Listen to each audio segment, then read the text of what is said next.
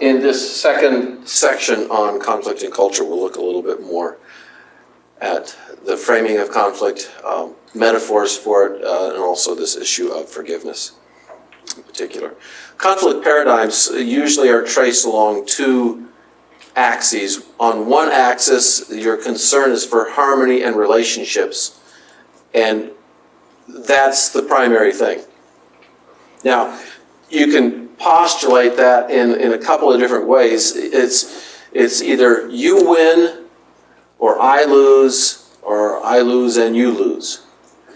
The I lose and you lose is kind of the nuclear option in conflict. And you see people who are broken who get into this type of conflict. It doesn't matter what happens to them as long as you lose. That's all that really matters. And also it would be I lose as well too. So above the zero line horizon is win, and the framework might be you win. I'm so concerned with harmony, I'm not going to oppose you.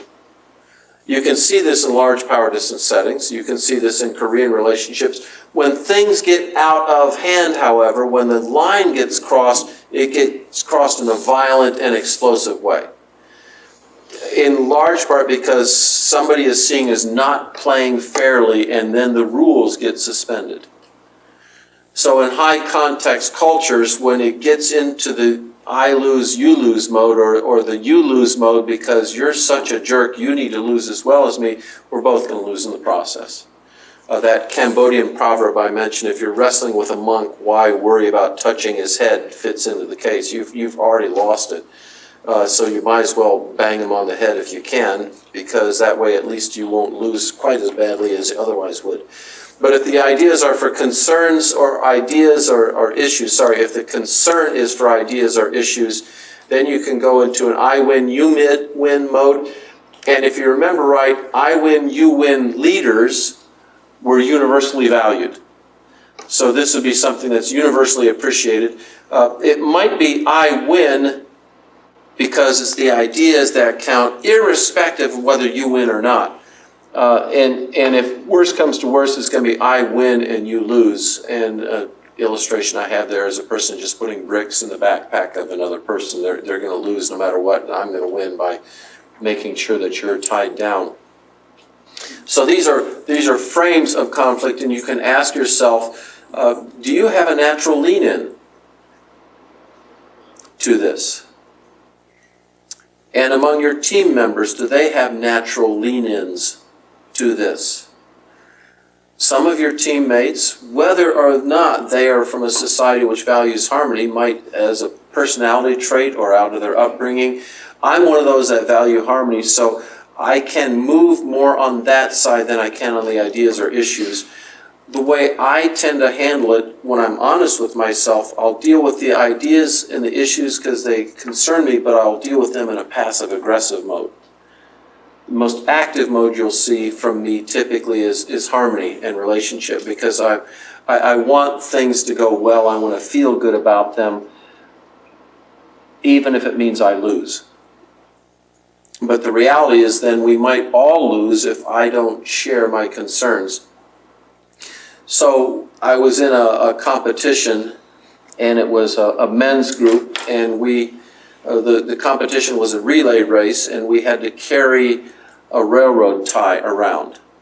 And that was a bit of a constraint for us, and there were three groups that were competing. My group was the group of people that probably averaged 50 years of age, and there was a group of people that probably averaged 28 or 29 years of age. Guess which group ultimately won? It wasn't the 50-year-olds, I can guarantee that. But we had to carry the railroad tie, and we could not let it touch the ground. And so there were 6 of us on the tie, and it's a heavy thing. Now, there were some handles on it so you could carry it around. And they showed us, it was at night, there was one person who would walk with us who would shine a flashlight so we didn't trip. But that person was only there to make sure that we followed the rules. And one of the rules was you got 3 stations you got to go to. There's a task you have to do at each station, and the first group to get back with the task accomplished wins. So we had the rules given to us verbally. We didn't have them written down. All we had in writing was a map of how you go from station to station. So and they assigned us, you're going to start here, you're going to start here, you're going to start here. So we walked up to the first station, And we came to a station that didn't appear quite right on the map, but there was a person standing there, and they said, wherever you see a tiki light, that's a station. And so we saw this station, we went up to the person, and when we had to do a task, and we did the task, it was all of us, they had a circle that was drawn that was maybe 5 feet around. All of us had to have both feet inside the circle without putting down the railroad tie. So we managed to do that, and then at every station you had to get a token that proved that you had done it. And so we said, where's our token? And the person said, well, do you want 50 bonus points or do you want 100 bonus points? Well, what's the difference? Well, something is 50 and something is 100. And so we chose the 100 bonus points. And so what he did, he gave us a 20-pound rock, and he put it on top of the railroad tie, and he said, you cannot touch the rock. And if you want the bonus points, then you've got to carry it all the way around. And I was thinking to myself, where did they talk about scoring and bonus points? And somebody raised the question, and somebody in a very strong voice said, well, no, they said it was speed and points. And so we've got to take the rock and go on. And so that's what we did. And so we went through, I think we completed one of the 3 stations we were supposed to complete. What we didn't know is there were 6 stations, 3 of which made no difference in the contest. That was the first one we had stopped at, where we got the bonus rock. So we carried a 20-pound bonus rock around with us in the dark, up and down forest trails. It felt like it was 100 miles. It was probably closer to half a mile altogether, but you're carrying a stupid railroad tie, and while some people let go of the tie so they can do the task, that means there's more weight for the fewer of you holding onto the tie while they're doing this. And finally, at the end of the contest, they called time because one team had won. Like I said, we had finished 2 tasks. Only one of them were of the 3 that we were supposed to finish. We were in the middle of yet another useless task when time was called, and we went down and they said, okay, time's up. And then they revealed to us that 3 of the tasks we didn't actually have to do. And so they asked us to debrief a little bit on it. And okay, tell us what happened. What were you thinking? What were you doing? And what they wanted to do, what they wanted men to do was to take ownership for what had happened in the task. And so eventually I got up my courage and I raised my hand and it called on me and said, what's going on? I'm mad at myself. Because I remember hearing in the instructions it was a matter of completing the task first. It wasn't a matter of score. But I was too chicken to speak up when people were arguing over that. So we carried a 20-pound rock, in part because I refused to speak up. I was so concerned about either not failing or not being right, I was just too scared to speak up. That's exemplifying, and it's one example out of many. There are times when I will speak up, but for the most part, harmony is on my radar screen. What are your teammates like?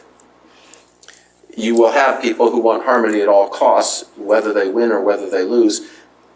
They might let you win because they want harmony, but the reality is then they might harbor feelings and anger and resentment over that. Because even though they value harmony, they also value perhaps being treated as a human being.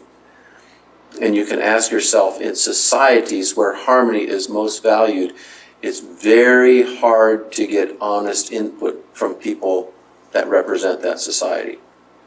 Because they're more concerned with harmony, and how often I walk into situations knowing because I represent wealth and power and privilege, what do I have to do to get them to be authentic with me is a real challenge. They have to trust me. And if I act like a typical, powerful, wealthy, white, male American, I'm not going to get authentic voices from those who are not the same as me. Okay, so ask yourself these questions in the cross-cultural setting.